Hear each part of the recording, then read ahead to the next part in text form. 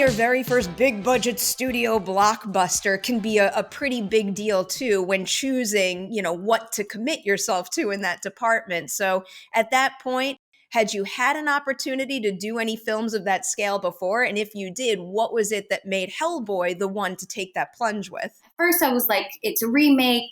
I'm scared of that because these are big films and, everyone always has something to say about a remake. But I remember my agent at the time was telling me, he's like, listen, you have to do an accent. That's going to be a challenge, which is a good thing to challenge yourself. And also, it would be my first time with like green screen and all that. And he basically said, do it and see, and then you can kind of get the ideas if you like those types of films or not.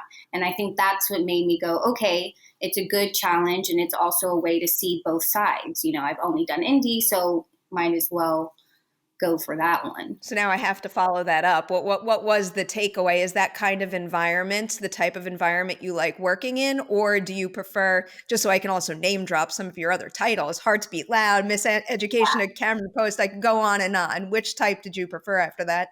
It's definitely, I like the realm that I'm in now and kind of the more Hearts Beat Loud and Cameron Post. I think for me, Hellboy was a great experience, but the green screen and the, fighting over what jacket to wear and all that was kind of like, this is not exactly my vibe.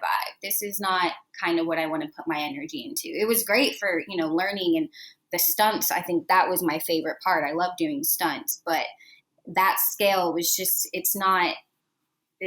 doesn't really do much for me. And so, this is a hard career and industry to be in, so it has to be worth it. For anyone else out there who gives that type of film a go for the first time, where, there's a lot of voices in the mix determining what the finished product is going to look like what would you suggest to them in terms of, I don't know, not necessarily blocking out all of those voices, but making the most of that type of scenario and that type of collaboration for yourself so you could still feel fulfilled with your experience bringing that character to life?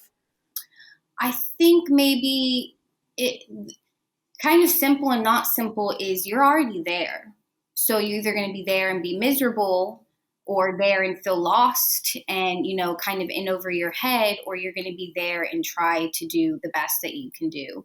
It's kind of one of those like, I'm in Bulgaria. It's not an easy flight back. I might as well enjoy Bulgaria and the people around me.